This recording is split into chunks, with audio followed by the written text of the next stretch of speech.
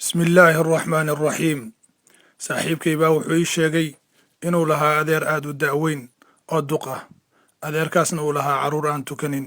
waxaa ka sii yaab badnaa inuusan adeerba tukanin oo uusan aqoonin jidka masaajidka wax khayrana suubin dadka salaada tukadana uu ku jeesjeesi jiray ilaa laga gaaray maalin maalmaha ka mid ah oo waxaan ku idhi adeer ma maqashay ninkii libaaxa ka cararay markaasuu yidhi maya waxaa jiray buu yidhi wiil duur cidlaa maraya wuxuu maqlay libaaxyo ama arkay cayrsanaya isla markaana wuxuu isku dayey inuu ka baxsado oo wuu cararay libaaxyadii ayaa u soo dhowaaday markaasuu isha wuxuu ka qaaday ceel biyaha laga cabi jiray waa hore ceelkii ayuu isku tuuray wuxuu qabsaday xariggii biyaha lagu dhaamin jiray isla markaana wuxuu gaaray ceelkii salkiisii marka uu nastay oo waxoogaa miyirsaday ayuu wuxuu isha ka qaaday mas aad u weyn oo damcaya inuu qaniino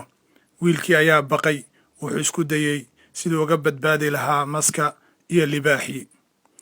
nasiib darro wuxuu isha ka qaaday jiir madow iyo jiir cad oo jaraya xariggii uu haystay wiilkii aad ayuu u baqay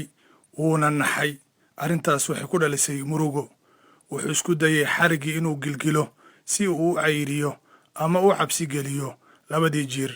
arrintaas uma suurtagelin adeer aad ayuu qisadii oola yaabay nasiib wanaag wiilkii wuxuu helay malab aad u macaan wuxuu bilaabay inuu xariggii sii daayo malabkii cuno labadii jiir hilmaamo libaaxii hilmaamo maskii hilmaamo adeer ayaa yaabay oo wuxuu yidhi ma xaalad wuxuu ku jiray malab lagu macaansado markaasaan waxaan ku idhi buu yidhi adeer ninkii ma garanaysaa ninkii waa adiga libaaxina waa malakulmowdkii oo ku ciirsanaya maskiina waa qabriga labada jiirna waa habeenka iyo maalinta oo jaraya cimrigaada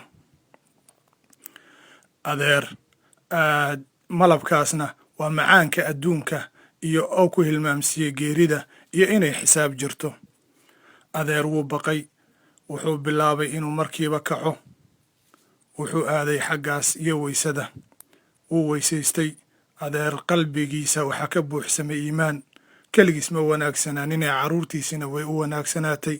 wuxuuna tusaale u noqday dadka fiican isagoo cimrigaas jira ayuu wuxuu bilaabay inuu masaajidada dhiso isla markaana uu ka mid noqdo kuwa safka hore ku tukada